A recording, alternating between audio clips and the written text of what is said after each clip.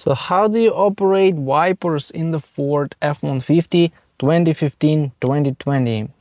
It's not that intuitive because you only have one stalk, and this stalk operates for turn signals, for high beam, and also for wipers. Because on this side you don't have the stalk, you have the shifter.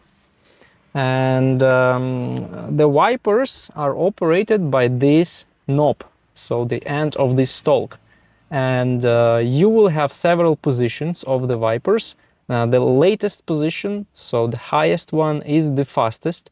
And here is the zero position when the wipers are off.